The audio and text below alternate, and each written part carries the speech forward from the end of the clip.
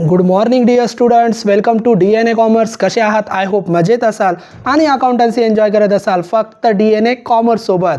तर विद्यार्थी मित्रांनो, तुम्हाला सर्वांना माहीतच आहे कॉमर्समध्ये शिकणाऱ्या सर्व विद्यार्थ्यांसाठी जो महत्त्वाचा विषय आहे अकाउंटन्सी, या विषयाचा पूर्ण सिलेबस आपल्या DNA कॉमर्स या यूट्यूब चॅनलवर अगदी मोफतपणे उपलब्ध करून दिला जात आहे. विद्यार्थी मित्रांनो, आपण अकाउंटची लेक्चर सिरीज सुरू केलेली आहे आणि या लेक्चर सिरीजमध्ये आपण टॉपिक शिकत आहोत कोऑपरेटिव्ह सोसायटी फायनल अकाउंट. तर कोऑपरेटिव्ह सोसायटी फायनल अकाउंटमध्ये आपण क्रेडिट कोऑपरेटिव्ह सोसायटीचे पूर्ण प्रॉब्लेमची प्रॅक्टिस केलेली आहे आणि आता आपण कन्झ्युमर कोऑपरेटिव्ह सोसायटीचे प्रॉब्लेमची प्रॅक्टिस करत आहोत. आजच्या लेक्चरला देखील एक नवीन प्रॉब्लेम या ठिकाणी आपण सोडवणार आहोत. क्रेडिट कोऑपरेटिव्ह आणि कन्झ्युमर कोऑपरेटिव्हमध्ये एवढाच फरक आहे. क्रेडिट कोऑपरेटिव्हमध्ये आपल्याला प्रॉफिट अँड लॉस अकाउंट आणि बॅलन्स शीट एवढंच बनवायचं आहे आणि कन्झ्युमर कोऑपरेटिव्ह सोसायटीमध्ये trading account, profit and loss account आणि balance sheet, extra trading account आपल्याला तिथं बनवावं लागतो. तर प्रॉब्लेम आपण बघून घेऊया विद्यार्थी मित्रांनो. प्रॉब्लेममध्ये तुम्हाला जर कन्झ्युमरवरून लक्षात नाही आलं तरी तर रिक्वायरमेंट सुद्धा दिली जाते. Prepare trading account, profit and loss account आणि बॅलन्स शीट एवढं आपल्याला बनवायचं आहे. त्याच्यानंतर विद्यार्थी मित्रांनो काही ॲडजस्टमेंट दिल्या जातात. प्रत्येक ॲडजस्टमेंटला आपण वाचणार आणि ज्यांच्यावर ॲडजस्टमेंट आहे त्यांना आपण विशिष्ट टिक मार्क करून घेणार. या पद्धतीने आपण सोडवणार आहोत. तर विद्यार्थी मित्रांनो, आपण ॲडजस्टमेंट बघूया. प्रॉब्लेम मोठा आहे, आपण थोडा स्क्रोल करूया आणि ॲडजस्टमेंट तुम्ही या ठिकाणी बघू शकतात. तर पहिली ॲडजस्टमेंट आहे आउटस्टँडिंग रेंट. रेंटवर ॲडजस्टमेंट आहे. आपण रेंटला स्टार करून घेऊया किंवा रेंटला टिक मार्क करून घेऊया. तर रेंटवर ॲडजस्टमेंट आहे, रेंटला आपण इथं टिक मार्क करूया.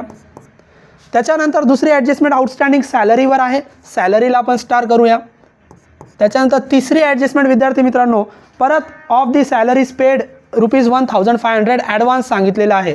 इथं तुम्ही बघू शकतात ॲडव्हान्स सॅलरी विचारली. 1500 वॉज ॲन ॲडव्हान्स. जेव्हा एखादा खर्च ॲडव्हान्स दिला जातो तेव्हा त्याला प्रीपेड म्हणतो, म्हणजे ही ॲडजस्टमेंट प्रीपेडची आहे. परत आपण स्टार करून घेऊया. रेंटवर स्टार होतं, त्याच्यानंतर सॅलरीवर आउटस्टँडिंग आणि अजून एक ॲडजस्टमेंट आली प्रीपेड, 2 स्टार करा. त्याच्यानंतर इंटरेस्टवर ॲडजस्टमेंट आहे. ॲक्रूड शब्द सांगितला. ॲक्रूड म्हणजे मिळणार, मग जो इंटरेस्ट तुम्हाला मिळणार आहे तो तुमचा इन्कम होणार. इन्कम म्हणजे क्रेडिट साईडचा इंटरेस्ट. मग क्रेडिट साईडच्या इंटरेस्टला आपण इथं स्टार करून घेऊया. त्याच्यानंतर विद्यार्थी मित्रांनो, डायरेक्टर्स रिकमेंड 10% डिव्हिडंड.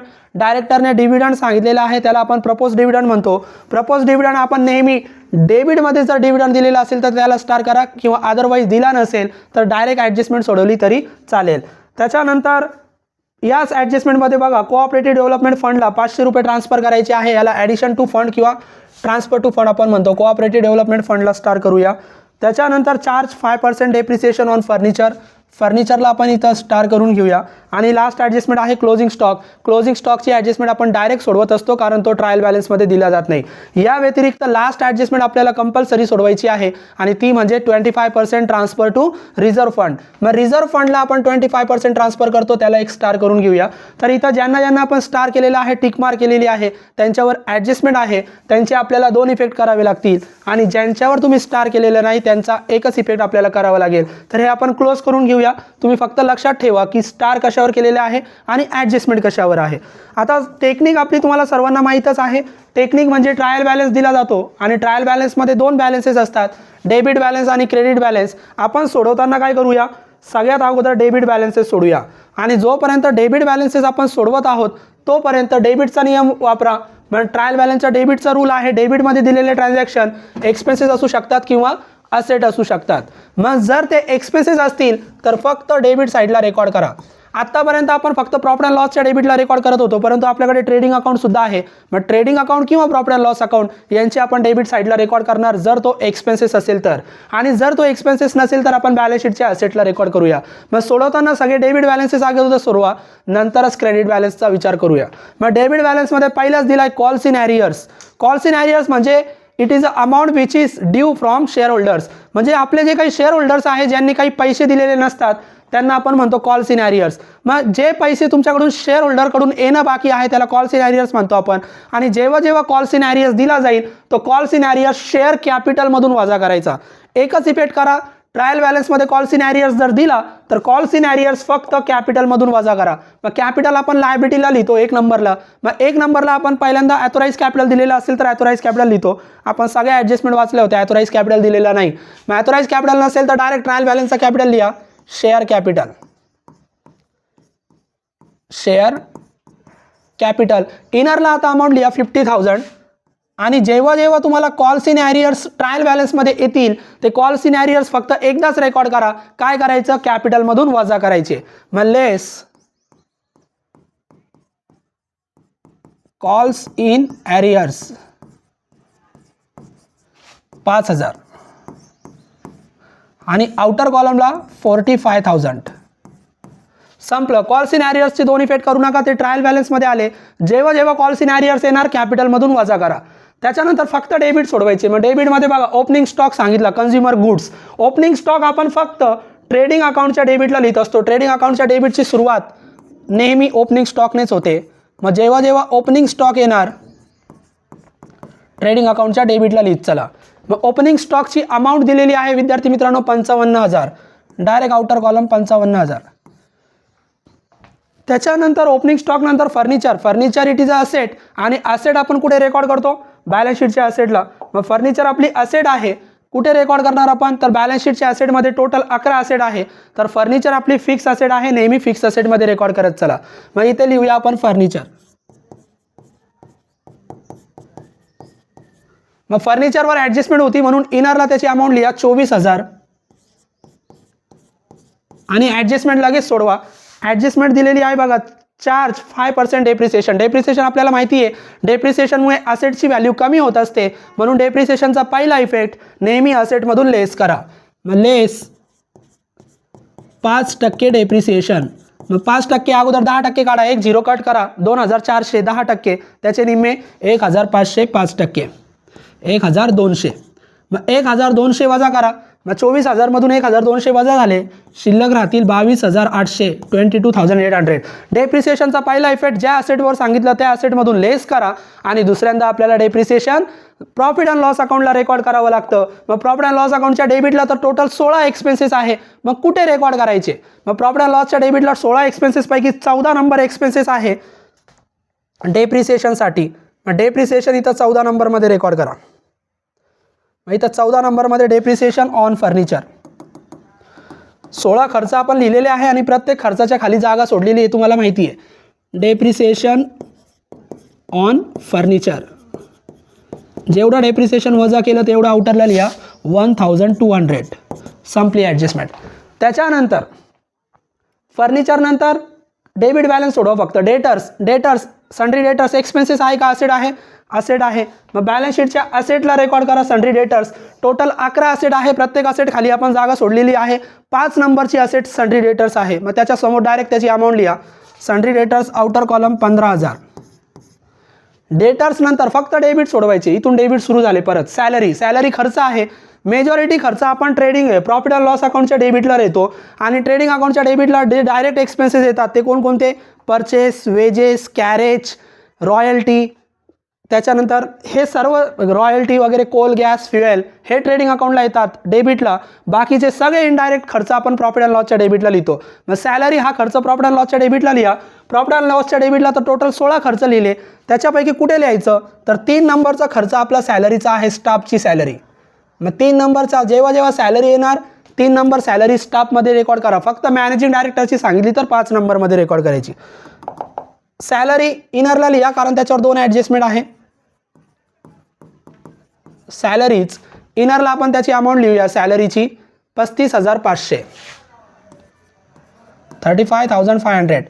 2 ॲडजस्टमेंट आहे. पहिली ॲडजस्टमेंट आउटस्टँडिंग सांगितली. आउटस्टँडिंगची भरपूर वेळेस प्रॅक्टिस आपण केलेली आहे. ज्या खर्चावर आउटस्टँडिंग आलं आउटस्टँडिंगचा पहिला इफेक्ट तो द्यायचा आहे म्हणून पहिल्यांदा ॲड करा. मग आउटस्टँडिंग जेव्हा जेव्हा येणार पहिल्यांदा ॲड करा. Add outstanding salary. किती सांगितलं ॲडजस्टमेंट नंबर 2 1,000. टोटल करू नका कारण अजून एक ॲडजस्टमेंट आहे. तर आउटस्टँडिंगचा दुसरा इफेक्ट करा. आउटस्टँडिंग पहिल्यांदा ॲड करतात आणि दुसऱ्यांदा तो द्यायचा आहे म्हणून लायबिलिटीला रेकॉर्ड करतात. मग लायबिलिटी टोटल 12 आहे, त्याच्यापैकी 7 नंबर लायबिलिटीला रेकॉर्ड करा. मग 7 नंबर लायबिलिटीला outstanding salary direct outer column 1,000. तर आउटस्टँडिंगचा पहिला इफेक्ट खर्चामध्ये ॲड करा, दुसऱ्यांदा लायबिलिटीला 7 नंबर लायबिलिटीमध्ये रेकॉर्ड करा. संपलं. सॅलरीवर अजून एक ॲडजस्टमेंट आहे 3 नंबरची. Of the salaries paid ₹1,500 was an advance. Advance salary दिली 1,500. जेव्हा जेव्हा एखादा खर्च ॲडव्हान्स दिला जाणार तेव्हा त्या ॲडव्हान्स पेडला आपण म्हणतो प्रीपेड, अगोदरच पेड केला. मग ॲडव्हान्स शब्द आला तर ओळखून घ्या प्रीपेड. आउटस्टँडिंगच्या एकदम ऑपोजिट प्रीपेड सोडवतो आपण. आउटस्टँडिंग जर पहिल्यांदा ॲड केली तर प्रीपेड पहिल्यांदा लेस करायची. मग प्रीपेड जेव्हा जेव्हा येणार पहिल्यांदा लेस करा. लेस प्रीपेड 1500 आणि आता दोन्ही ॲडजस्टमेंट झाल्या. टोटल आउटरला लिहू शकता तुम्ही.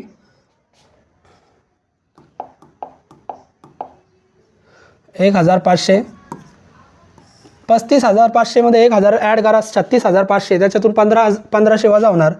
आउटरला येणार 35,000. आता दुसरा इफेक्ट, आउटस्टँडिंगचा दुसरा इफेक्ट आपण लायबिलिटीला केला होता. प्रीपेडचा दुसरा इफेक्ट असेटला करायचा. मग प्रीपेडचा दुसरा इफेक्ट असेटला करा. Asset number 9. मग असेट नंबर 9 मध्ये लिहा प्रीपेड सॅलरी. नेहमी प्रीपेड सर असेल तर अदर आयटम 9 नंबर असेटमध्ये लिहा प्रीपेड सॅलरी 1,500. संपलं. त्याच्यानंतर सॅलरीनंतर कमिशन डेबिटमध्ये आलं. डेबिटमध्ये आलेले ट्रान्झॅक्शन काय आहे? एक्सपेन्सेस किंवा असेट. तर कमिशन एक्सपेन्सेस आहे का असेट आहे? एक्सपेन्सेस आहे. सर्व खर्च आपण मेजॉरिटी प्रॉफिट अँड लॉसच्या डेबिटला लिहितो. मग प्रॉफिट अँड लॉसच्या डेबिटला टोटल 16 खर्च आहे, पण 16 मध्ये पहिले 15 खर्चामध्ये कमिशन कुठेच नाही. मग जो खर्च पहिल्या 15 मध्ये येत नाही तो खर्च आपण 16 नंबर अदर एक्सपेन्सेसमध्ये रेकॉर्ड करणार. मग कमिशन आलं अदर एक्सपेन्सेसमध्ये 16 नंबरमध्ये रेकॉर्ड करा. मग इथं आपण 16 नंबरमध्ये येऊया. लास्ट खर्च आहे आपला अदर एक्सपेन्सेस. जो खर्च पहिल्या 15 मध्ये येणार नाही तो शेवटी लास्टमध्ये रेकॉर्ड करा कमिशन. मग कमिशन इथं दिलेलं आहे विद्यार्थी मित्रांनो 8,700. Direct outer column 8,700. कमिशन नंतर रेंट अँड टॅक्सेस खर्च आहे. मेजॉरिटी खर्च आपण प्रॉफिट अँड लॉसच्या डेबिटलाच लिहितो. मग प्रॉफिट अँड लॉसच्या डेबिटला आता 16 नंबरला लिहू नका, कारण रेंट आपल्याकडे आहे 8 नंबरला. मग 8 नंबरला रेंट आहे, इनरला लिहा, त्याच्यावर ॲडजस्टमेंट आहे rent and taxes. Rent and taxes इनरला आपण लिहूया. रेंट अँड टॅक्सेसची अमाऊंट दिलेली आहे 10,000. रेंट अँड टॅक्सेसची अमाऊंट आहे इनरला लिहा 10,000. लगेच ॲडजस्टमेंट सोडवा. ॲडजस्टमेंट नंबर पहिलीच आउटस्टँडिंग आत्ताच सोडवलं होतं. आउटस्टँडिंग जेव्हा जेव्हा येणार पहिल्यांदा ॲड करा आउटस्टँडिंग रेंट. किती आउटस्टँडिंग सांगितलं? 500. 500 ॲड करा. आउटरला 10,500. आउटस्टँडिंगचा पहिल्यांदा इफेक्ट ॲड होता आणि दुसऱ्यांदा इफेक्ट लायबिलिटी नंबर 7ला करायचा. मग liability number 7 outstanding rent and taxes. Outer column 500. संपला आउटस्टँडिंग. रेंट नंतर विद्यार्थी मित्रांनो पोस्टेज. मग पोस्टेजसुद्धा खर्च आहे. जेवढे खर्च आहे ते प्रॉफिट अँड लॉसच्या डेबिटला आपण रेकॉर्ड करतो. फक्त काही ठराविक खर्च ट्रेडिंगच्या डेबिटला, एक मिनटं, जे काही ठराविक खर्च आहे ते ट्रेडिंग अकाउंटच्या डेबिटला येत असतात. मग आपला हा जो खर्च आहे पोस्टेज नावाचा, तर पोस्टेज नावाचा खर्च आपण प्रॉफिट अँड लॉसच्या डेबिटला रेकॉर्ड करणार. तर प्रॉफिट अँड लॉसच्या डेबिटला या सेपरेट खर्च आपल्याकडे पोस्टेज नावाचा आहे 9 नंबरला. मग पोस्टेजमध्ये रेकॉर्ड करूया. पोस्टेज. मग पोस्टेज दिलेला आहे 1,350. Direct outer column 1,350. पोस्टेज नंतर ट्रॅव्हलिंग अँड कन्व्हेन्स खर्च आहे. मेजॉरिटी खर्च आपण प्रॉफिट अँड लॉसच्या डेबिटला लिहितो. मग ट्रॅव्हलिंग कुठे लिहू? तर ट्रॅव्हलिंग नावाचा खर्च 7 नंबरला आहे, स्टाफचं ट्रॅव्हलिंग. मग ट्रॅव्हलिंग जेव्हा जेव्हा येणार 7 नंबरमध्ये रेकॉर्ड करा ट्रॅव्हलिंग अँड कन्व्हेन्स.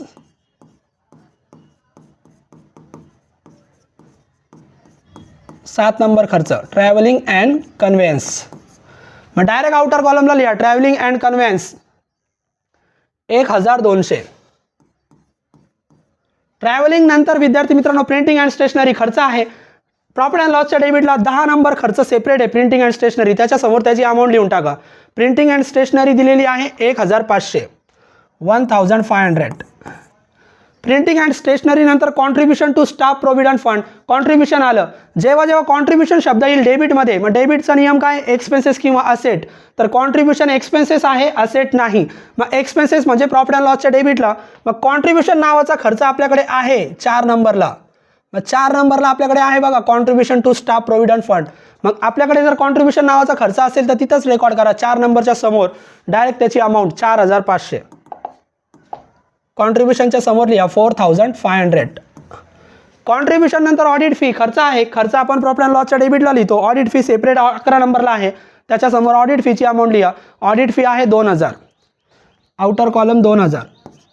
जेवढे खर्च आहे मेजॉरिटी प्रॉफिट अँड लॉसच्या डेबिटला लिहित चला. परत डेबिट बॅलन्स इथं खाली दिले बघा. इक्विपमेंट एक्सपेन्सेस आहे का असेट आहे. डेबिटचा नियम काय आहे, खर्च किंवा असेट. मग इक्विपमेंट खर्च नाही, इक्विपमेंट असेट आहे. मग इक्विपमेंट असेटला लिहा.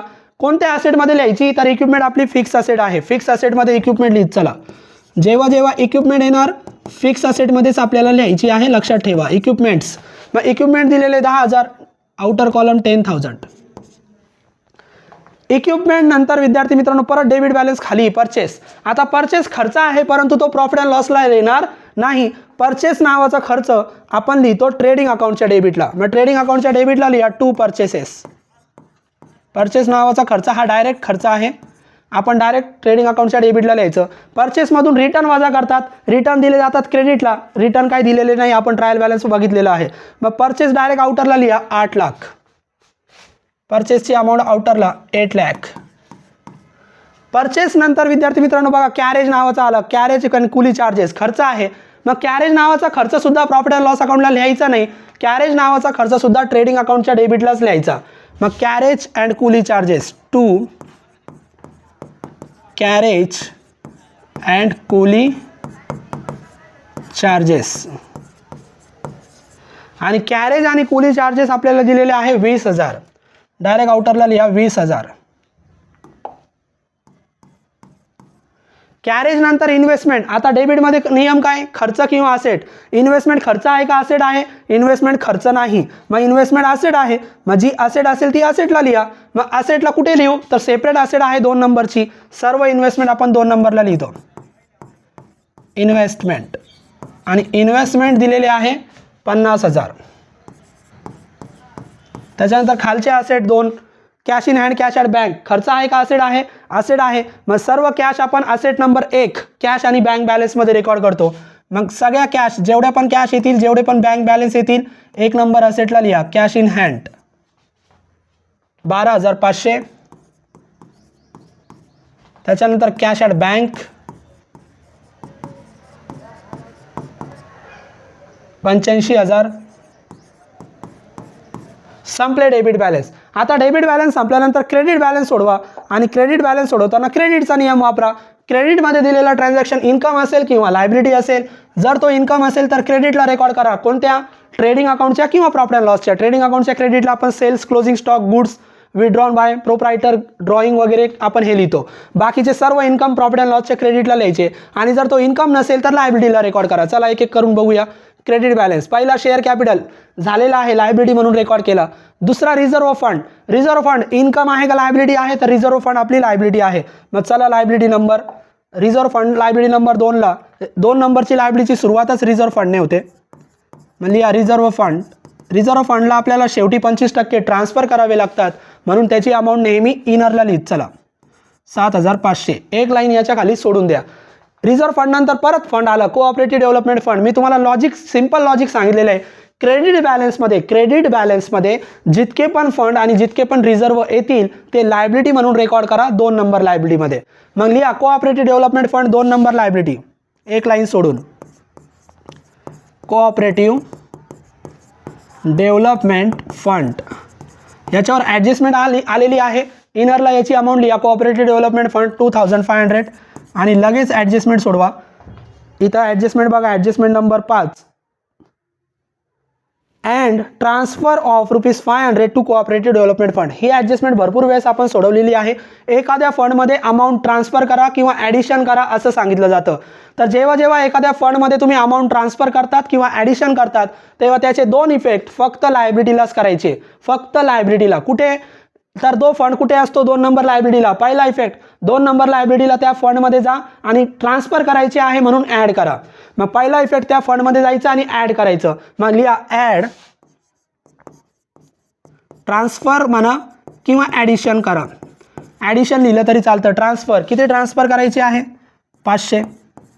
आउटरला येणार 3,000. म्हणजे पहिला इफेक्ट ज्या फंडमध्ये ट्रान्सफर किंवा ॲडिशन करायला सांगितलं त्या फंडमध्ये 2 नंबरमध्ये जा आणि ॲड करा. दुसरा इफेक्ट पण लायबिलिटीलाच करायचा. आणि दुसरा इफेक्ट जेव्हा लायबिलिटीला होईल तेव्हा कॉमन आहे 11 नंबर लायबिलिटीमध्ये काय करायचं, लेस करायचं. मग चला 11 नंबर लायबिलिटी. मग 11 नंबर लायबिलिटीला आपण जाऊया. आता ही आपली 11 नंबर लायबिलिटी आहे. 11 नंबर लायबिलिटीच्या सुरुवातीला पहिल्यांदा ट्रायल बॅलन्सचा प्रॉफिट लिहावा लागतो, लक्षात ठेवा. मग ट्रायल बॅलन्सचा प्रॉफिट क्रेडिटमध्ये दिला जातो. बघा इकडे क्रेडिटमध्ये प्रॉफिट अँड लॉस ॲप्रोप्रिएशन अकाउंट दिलेला आहे 30,000. मग ट्रायल बॅलन्समध्ये एक प्रॉफिट दिला तर 11 नंबर लायबिलिटीला लिहा, 2 दिले तर दोन्हीच्या दोन्ही 11 नंबर लायबिलिटीला लिहा. म्हणजे 11 नंबर लायबिलिटीची सुरुवात नेहमी ट्रायल बॅलन्सच्या प्रॉफिटने करायची. मग एकच प्रॉफिट दिला, एकच लिहा, प्रॉफिट अँड लॉस.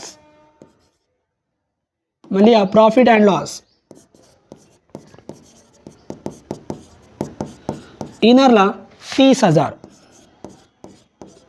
किती दिला तो? 30,000. आता आपली ॲडजस्टमेंट सोडवा. फंडमध्ये आपण काय केले होते? ॲड.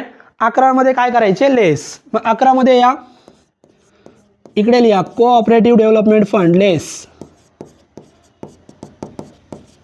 शॉर्टमध्ये लिहितोय मी. वरती 500 ॲड केले होते, इथं 500 वजा करा, संपलं. म्हणजे जेव्हा जेव्हा एखाद्या फंडवर ॲडिशन किंवा ट्रान्सफर सांगणार त्या फंडमध्ये ॲड करा, 11 मध्ये लेस करा. 2 इफेक्ट फक्त लायबिलिटीला करायचे. कोऑपरेटिव्ह डेव्हलपमेंट फंड आपला झाला. त्याच्यानंतर पुढचे क्रेडिट बॅलन्स इथं खाली बघा. परत एज्युकेशन फंड आला. फंड म्हणजे फक्त लायबिलिटी किंवा लायबिलिटीला रेकॉर्ड करा. किती नंबर लायबिलिटीमध्ये? 2 नंबर. मग 2 नंबर लायबिलिटीमध्ये लिहा एज्युकेशन फंड. जितके पण रिझर्व येतील ते 2 नंबर लायबिलिटीमध्ये रेकॉर्ड करा. Education fund 4,000. एज्युकेशन फंड नंतर विद्यार्थी मित्रांनो क्रेडिटर्स दिले. Creditors for purchases. परचेस आपण उधारीवर केले आणि क्रेडिटरला पैसे द्यायचे आहे. मग क्रेडिटर्स क्रेडिटमध्ये आले. क्रेडिटचा नियम काय? इन्कम किंवा लायबिलिटी. मग क्रेडिटर्स काय आहे? इन्कम आहे का लायबिलिटी आहे? लायबिलिटी आहे. मग लायबिलिटी कुठे लिहायची? तर नेहमी क्रेडिटर्स जर आले तर 7 नंबर लायबिलिटी करंट लायबिलिटीमध्ये रेकॉर्ड करा. मग करंट लायबिलिटीमध्ये लिहा creditors for purchases. Creditors for purchases आणि ते दिलेले आहे 10,000. Direct outer column 10,000. जेव्हा जेव्हा क्रेडिटर्स येणार 7 नंबर लायबिलिटीमध्ये रेकॉर्ड करा. क्रेडिटर्स फॉर परचेसेस झाले. त्याच्यानंतर पुढचा क्रेडिट बॅलन्स आहे कमिशन पेएबल. कमिशन काय? पेएबल. क्रेडिटचा नियम काय? जिथं अडकले तिथं नियम वापरा. क्रेडिटमध्ये आलेलं ट्रान्झॅक्शन इन्कम असेल किंवा लायबिलिटी असेल, फक्त इन्कम शब्द असते, कमिशन शब्द असता. लास्ट प्रॉब्लेममध्ये पण शिकवलं होतं मी. फक्त कमिशन शब्द जर असता तर आपण इन्कम म्हणून प्रॉफिट अँड लॉसच्या क्रेडिटला रेकॉर्ड केलं असतं. फक्त कमिशन असतं तर. पण ज्या ज्या वेळेस एखाद्या खर्चाच्या पुढे, एखाद्या ट्रान्झॅक्शनच्या पुढे पेएबल शब्द येईल, पेएबल म्हणजे आउटस्टँडिंग, मग कमिशनच्या पुढे जर पेएबल शब्द आला तर तो इन्कमला जाणार नाही. तो कुठे जाणार? लायबिलिटीला. फक्त कमिशन असतं तर आपण इन्कमला लिहिलं असतं. पण कमिशनच्या पुढे जर पेएबल किंवा आउटस्टँडिंग शब्द आले तर ते इन्कम म्हणून रेकॉर्ड करू नका, ते लायबिलिटी म्हणून रेकॉर्ड करा. म्हणजे आता कमिशन पेएबल आपल्याला प्रॉफिट अँड लॉसच्या क्रेडिटला इन्कम म्हणून रेकॉर्ड करता येणार नाही, कारण पेएबल शब्द आला. मग जेव्हा जेव्हा पेएबल शब्द येईल तो आपण लायबिलिटी म्हणून रेकॉर्ड करणार. लायबिलिटीला 12 लायबिलिटी आहे. कुठे रेकॉर्ड करायची? 7 नंबर लायबिलिटी, करंट लायबिलिटी. मग करंट लायबिलिटीमध्ये लिहा commission payable. Commission payable. Outer column commission payable आहे 2,000. आणि फक्त जर कमिशन असता, पेएबल शब्द नसता तर आपण हाच कमिशन प्रॉफिट अँड लॉसच्या क्रेडिटला इन्कम म्हणून रेकॉर्ड केला असता. त्याच्यानंतर खालचे क्रेडिट बॅलन्सेस बघा. इथं खाली दिलेले आहे इंटरेस्ट. ट्रायल बॅलन्समध्ये जो इंटरेस्ट येतो त्याचं एकदम सिंपल लॉजिक आहे. तो फक्त डेबिटला पण येऊ शकतो, क्रेडिटला पण येऊ शकतो. तो फक्त प्रॉफिट अँड लॉस अकाउंटला रेकॉर्ड करा. कुठे? डेबिटचा इंटरेस्ट डेबिटला, क्रेडिटचा इंटरेस्ट क्रेडिटला. आता क्रेडिटला आला, चला प्रॉफिट अँड लॉसच्या क्रेडिटला. मग प्रॉफिट अँड लॉसच्या क्रेडिटला आपण जाऊया. आणि प्रॉफिट अँड लॉसच्या क्रेडिटला टोटल 5 इन्कम आहे. त्याच्यापैकी पहिलाच इन्कम आपला इंटरेस्ट आहे. पहिलाच इन्कम आपला कोणता आहे? इंटरेस्ट. मग पहिल्या इन्कममध्ये लिहा इंटरेस्ट. मग इंटरेस्ट ऑन इन्व्हेस्टमेंट. इथे आपण लिहूया इंटरेस्ट ऑन इन्व्हेस्टमेंट. इनरला लिहा कारण त्याच्यावर ॲडजस्टमेंट आलेली आहे 5,000. आणि हा इंटरेस्ट तुम्ही क्रेडिटला लिहिला. क्रेडिट काय असते? इन्कम असते. मग इन्कमचा इंटरेस्ट आहे. मग इन्कमची ॲडजस्टमेंट कोणती? इंटरेस्टवर जेव्हा जेव्हा ॲक्रियूड शब्द येणार, ॲक्रियूड म्हणजे मीने, मग जेव्हा जेव्हा ॲक्रियूड शब्द येणार तो इंटरेस्ट तुम्ही क्रेडिट साईडला सोडवा. मग काय करायचं? तुम्हाला सिंपल लॉजिक सांगितलेलं आहे. इंटरेस्टची ॲडजस्टमेंट डेबिटला सोडवत असाल किंवा क्रेडिटला सोडवत असाल, एकच काम करायचं, पहिल्यांदा ॲड करायचं. मग पहिला इफेक्ट नेहमी ॲड. म्हणजे add interest accrued. Interest accrued 4 number adjustment बघा. 1000 ॲड करा, आउटरला आले 6000. आता दुसरा इफेक्ट करावा लागेल कारण ॲडजस्टमेंट आहे. मग डेबिटला जर सोडवलं तरी ॲड करा, क्रेडिटला सोडवलं तरी ॲड करा. आता हा क्रेडिटचा इंटरेस्ट आपल्याला मिळणार आहे. मग जो इंटरेस्ट आपल्याला मिळणार असतो तो आपण असेटला लिहितो, म्हणजे हा इंटरेस्ट आपल्याला दुसऱ्यांदा लिहायचा आहे असेटला. मग असेट नंबर 9, असेट नंबर 9ला लिहूया इंटरेस्ट ॲक्रियूड. इंटरेस्ट ॲक्रियूड 1000. आणि जर डेबिटला सोडवत असाल तर तो खर्च आहे, तो दुसऱ्यांदा लिहायचा लायबिलिटी नंबर 9. म्हणजे डेबिटला ॲड करा लायबिलिटी नंबर 9, क्रेडिटचा इंटरेस्ट असेल तर क्रेडिटला ॲड करा असेट नंबर 9. इंटरेस्टची ॲडजस्टमेंट लक्षात ठेवा.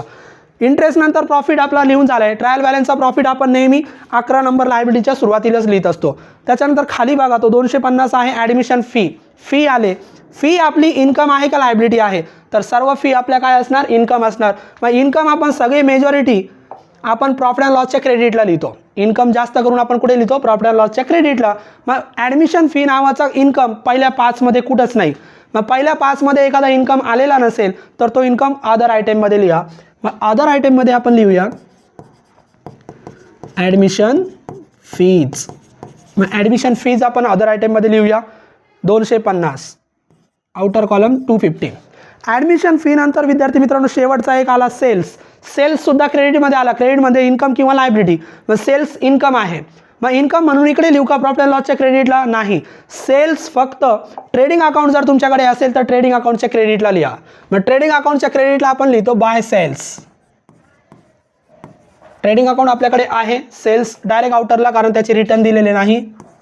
10,30,000 संपलं. ट्रायल बॅलन्स विद्यार्थी मित्रांनो पूर्ण संपलं. आता काय करायचं, जसं आपण क्रेडिट कन्झ्युमर सोडवलं तसंच क्रेडिट कोऑपरेटिव्ह सोडवलं तसंच कन्झ्युमर कोऑपरेटिव्ह आहे. फक्त ट्रेडिंग अकाउंट एक्स्ट्रा असतो आणि ट्रेडिंग अकाउंटच्या डेबिटला आणि क्रेडिटला एवढे 4-5 ट्रान्झॅक्शन लक्षात ठेवा. बाकीचे सर्व प्रॉफिट अँड लॉस आणि बॅलन्स शीटलाच रेकॉर्ड करतो आपण. आता आपण फक्त ॲडजस्टमेंट चेक करू. जी ॲडजस्टमेंट सोडवायची बाकी राहिली ती सोडूया. आउटस्टँडिंगच्या दोन्ही झाल्या. तिसरी सॅलरी ॲडव्हान्स पेड प्रीपेडची झाली. इंटरेस्टची ॲडजस्टमेंट झाली. 5वी directors recommend 10% dividend to its shareholder. डायरेक्टरने आपल्या शेअर होल्डरला किती टक्के डिव्हिडंड दिला, 10%. डिव्हिडंड फक्त कॅपिटलवर काढतात. कोणत्या कॅपिटलवर, शेअर कॅपिटलवर.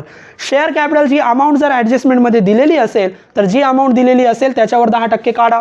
मग शेअर कॅपिटलची अमाऊंट दिलेली नाही, मग शेअर कॅपिटलची अमाऊंट दिलेली नसेल तर आपण ट्रायल बॅलन्सचा कॅपिटल वापरणार. मग ट्रायल बॅलन्सचा कॅपिटल 50,000 आहे. मग बरेच विद्यार्थी काय करतात, लगेच 50,000वर डिव्हिडंड काढून घेतात. तसं करायचं नाही विद्यार्थी मित्रांनो. या प्रॉब्लेममध्ये बघा आपण कॅपिटल रेकॉर्ड केल्यानंतर कॅपिटलमधून कॉल्स इन ॲरियर्स वजा केले होते. बघा कॅपिटलमधून आपण कॉल्स इन ॲरियर्स वजा केले होते आणि 5,000 वजा केल्यानंतर आपली अमाऊंट शिल्लक राहिली 45,000. मग जर तुम्ही कॅपिटलमधून कॉल्स इन ॲरियर्स वजा केले असतील तर वजा करून जे अमाऊंट शिल्लक राहणार त्या अमाऊंटवर आपल्याला डिव्हिडंड काढायचं आहे. मग डिव्हिडंड आपण 50,000वर नाही तर कितीवर घेणार, 45,000वर. मग 45,000वर 10%, एक 0 कट करा, किती येणार, 4,500. मग डिव्हिडंड आला 4,500. या डिव्हिडंडला म्हणणार आपण प्रपोज डिव्हिडंड. मग प्रपोज डिव्हिडंडचं काय करायचं आहे, प्रपोज डिव्हिडंडचे 2 इफेक्ट करायचे कारण ती ॲडजस्टमेंट आहे. मग कुठे करायचे, प्रपोज डिव्हिडंडचे 2 इफेक्ट फक्त लायबिलिटीला करायचे. कुठे, लायबिलिटी नंबर 8 आणि लायबिलिटी नंबर 11. मग लायबिलिटी नंबर 8ला आपण असं लिहिलेलं असतं बघा. लायबिलिटी नंबर 8 जी आहे ती आपण अशी लिहून ठेवली किंवा बनवून ठेवलेली असते. ही आहे आपली लायबिलिटी नंबर, लायबिलिटी साईड. तर लायबिलिटी नंबर 8 आपण अनक्लेम डिव्हिडंड म्हणून लिहितो किंवा अनपेड डिव्हिडंड म्हणून लिहितो आणि त्याच्यामध्ये आपण जागा सोडत नाही असं लिहितो आपण. प्रपोज डिव्हिडंड त्याच्या खाली लेस डिव्हिडंड पेड. आता हे जे डिव्हिडंड आहे ते कोणते डिव्हिडंड आहे, प्रपोज डिव्हिडंड. आपण 45,000वर 10% काढले, किती आले ते 4,500. मग त्याचा पहिला इफेक्ट नेहमी लायबिलिटी नंबर 8ला प्रपोज डिव्हिडंड म्हणून रेकॉर्ड करा सुरुवातीला 4,500. मग याच्या खाली हे जे डिव्हिडंड पेड आहे ते ट्रायल बॅलन्सच्या डेबिटचे डिव्हिडंड आहे. कोणते, डेबिटचे. डेबिटला डिव्हिडंड आलं तर आपण इथं लिहितो, नाही आलं तर डॅश करा आणि परत आउटरला लिहा 4,500. मग तुम्ही प्रपोज डिव्हिडंड कॅपिटलवर चार्ज करा. कॅपिटलवर काढल्यानंतर तो पहिल्यांदा 8 नंबर लायबिलिटीमध्ये प्रपोज डिव्हिडंड म्हणून रेकॉर्ड करा. एक इफेक्ट झाला. आता दुसरा इफेक्ट पण लायबिलिटीलाच करायचा. कुठे, 11 नंबर. आणि 11 मध्ये माहिती आहे तुम्हाला जेव्हा जेव्हा इफेक्ट होणार तेव्हा लेस होणार. मग लेस 10% प्रपोज डिव्हिडंड. 10% propose dividend 4,500. संपलं. प्रपोज डिव्हिडंड कॅपिटलवर काढा. दोन इफेक्ट फक्त लायबिलिटीला करा. एक इफेक्ट लायबिलिटी नंबर 8 आणि दुसरा इफेक्ट लायबिलिटी नंबर 11. संपलं. त्याच्यानंतर त्याच ॲडजस्टमेंटमध्ये 500 रुपये कोऑपरेटिव्ह डेव्हलपमेंट फंडला ट्रान्सफर करायचे होते, ते झालं. डेप्रिसिएशनची पण ॲडजस्टमेंट झाली. शेवटची ॲडजस्टमेंट क्लोजिंग स्टॉक. क्लोजिंग स्टॉकचे दोन इफेक्ट. जर आपल्याकडे ट्रेडिंग अकाउंट असेल तर ट्रेडिंग अकाउंटलाच करायचा. मग क्लोजिंग स्टॉकचा पहिला इफेक्ट ट्रेडिंग अकाउंटच्या क्रेडिट साईडला आणि दुसरा इफेक्ट बॅलन्स शीटच्या असेट साईडला. मग ट्रेडिंग अकाउंटच्या क्रेडिट साईडला या by closing stock. By closing stock. आता क्लोजिंग स्टॉकची ॲडजस्टमेंटमध्ये चेक करा अमाऊंट किती दिलेली आहे. एकच दिली. दोन दिली तर आपण जी कमी आहे ती घेतो. आता एकच दिली, जी आहे तीच घ्या, 70,000. क्लोजिंग स्टॉकचा पहिला इफेक्ट ट्रेडिंग अकाउंटच्या क्रेडिट साईडला करायचा आणि दुसरा इफेक्ट बॅलन्स शीटच्या असेट साईडला. मग बॅलन्स शीटच्या असेटमध्ये कुठे करू? 6 नंबर असेट करंट असेटमध्ये करा. मग करंट असेटमध्ये लिहा closing stock. Closing stock outer कॉलमला लिहायचं आहे. Closing stock outer column 70,000.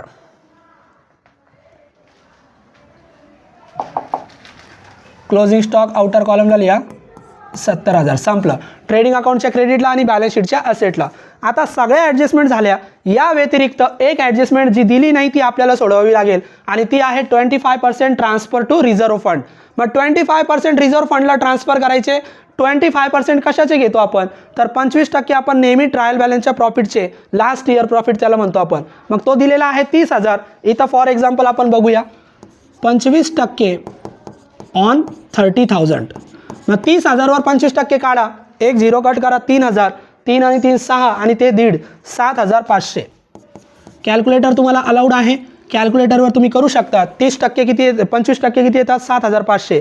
आता हे ट्रान्सफर करायचे रिझर्व्ह फंडला. मग जसं ट्रान्सफर टू फंड सोडवलं तसंच रिझर्व्ह फंडमध्ये जायचं. याचे दोन इफेक्ट फक्त लायबिलिटीला करायचे. पहिला इफेक्ट 2 नंबर लायबिलिटी रिझर्व्ह फंडमध्ये जा, ॲड करा आणि दुसरा इफेक्ट 11 नंबर लायबिलिटीमध्ये या, लेस करा. मग चला 2 नंबर लायबिलिटीला आपण जाऊ. रिझर्व्ह फंडच्या खाली आपण जागा सोडलेलीच आहे.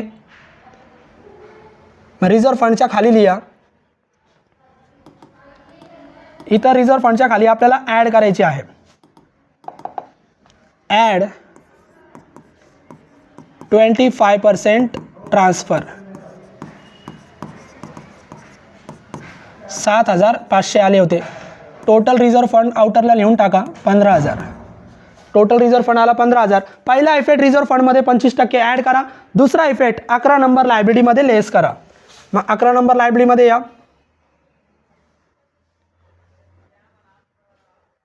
आणि 11 नंबर लायबिलिटीला आपल्याला करायचं आहे लेस. मग 11 नंबर लायबिलिटीला आपण करूया लेस.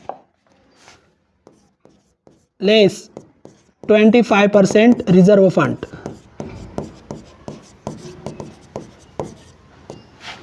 किती? 7,500.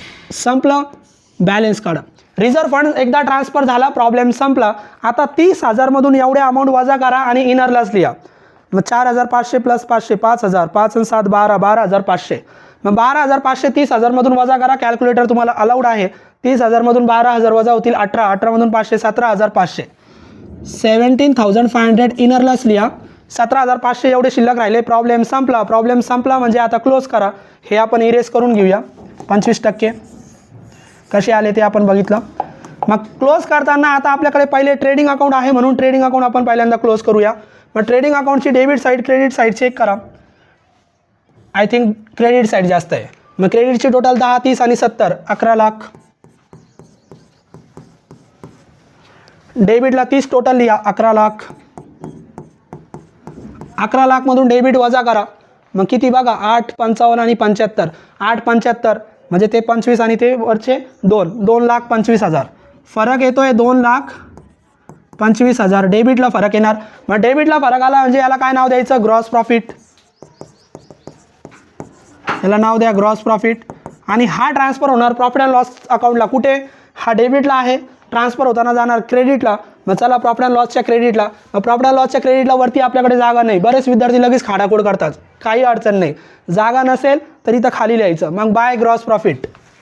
बाय क्रेडिट साईडला लिहायचं फक्त ग्रॉस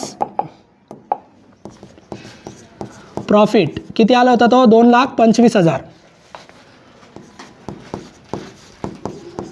आता profit and loss account close करा. प्रॉफिट अँड लॉसची पण क्रेडिट जास्त आहे. कॅल्क्युलेटरवर चेक करा. 25 आणि 6 31 31,250 2,31,250. चला आपण प्रॉफिट अँड लॉसच्या क्लोज करूया.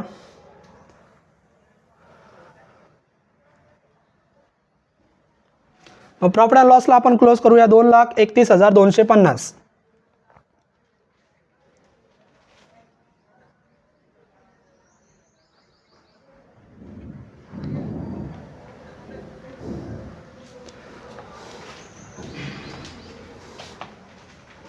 प्रॉफिट अँड लॉस अकाउंटची टोटल क्रेडिट साईडची टोटल आलेली आहे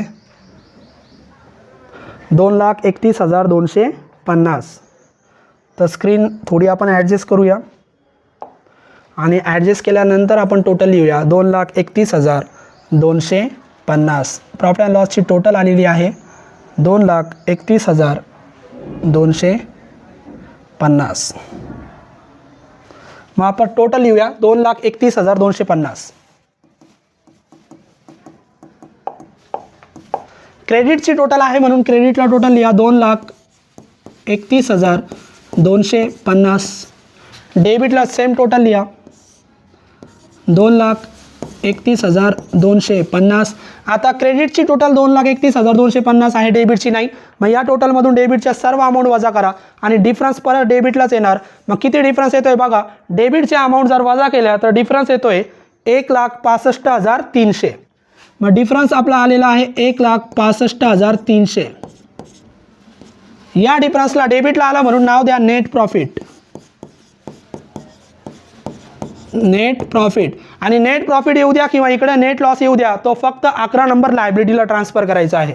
मग चला 11 नंबर लायबिलिटीला, 11 नंबर लायबिलिटीमध्ये नेट प्रॉफिट आलेला असेल तर ॲड करा, नेट लॉस आलेला असेल तर लेस करा. नेट प्रॉफिट आलेला आहे, ॲड करावं लागेल. नेट प्रॉफिट ॲड प्लसचं सिम्बॉल आणि किती होता तो नेट प्रॉफिट 1,65,300. ॲड करा 1,65,300 आणि फायनल टोटल आउटरला लिहा 65 आणि 17 75 7 82 82,800 1,82,800. कॅल्क्युलेटर तुम्हाला अलाउड आहे, तुम्ही कॅल्क्युलेटरवर करा. 1,82,800. एकदा 11 नंबर लायबिलिटीची टोटल आउटरला लिहिली की बॅलन्स शीट क्लोज करून टाकायचं आणि बॅलन्स शीटची टॅली अमाऊंट करायची. मग लायबिलिटी साईड आणि असेट साईड तुम्ही चेक करा, कॅल्क्युलेटरवर तुम्हाला अलाउड आहे. मग कॅल्क्युलेटरवर जर तुम्ही चेक केलं तर बॅलन्स शीट टॅली होतोय आपला दोन्ही साईडला 2,67,800. 2,67,800. 2,67,800. असेटला पण लिहूया 2,67,800ला आपला बॅलन्स शीट टॅली झाला आहे. तर जास्त काही फरक नाही आहे विद्यार्थी मित्रांनो. कन्झ्युमरचा प्रॉब्लेम असेल तर कन्झ्युमरमध्ये फक्त एक ट्रेडिंग अकाउंट बनवायचं 5-6 लाईनचं आणि 7-8 लाईनचं बनवा आणि बाकीचं जसं क्रेडिट कोऑपरेटिव्ह सोसायटी सोडवली तशीच कन्झ्युमर सोसायटी सोडवायची आणि क्लोज करताना अगोदर ट्रेडिंग अकाउंट क्लोज करा, नंतर प्रॉफिट अँड लॉस अकाउंट, नंतर balance sheet. I hope problem तुम्हाला समजलेला असेल. इथं आपण थांबूया. थँक्यू.